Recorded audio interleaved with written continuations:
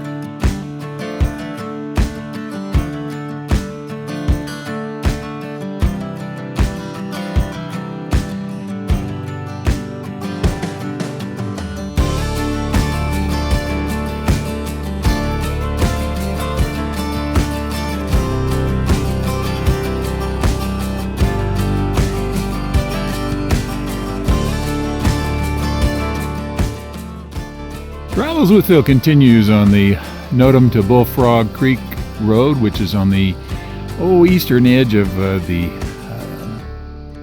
Capitol Reef National Park. Now, this is just an interesting structure on the side of the road.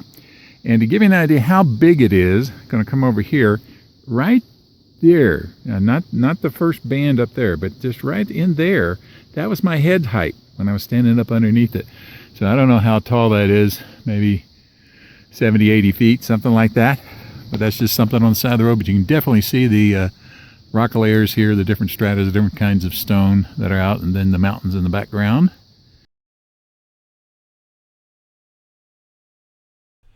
Thank you very much for watching this video. Please feel free to make comments below as long as the language is family friendly.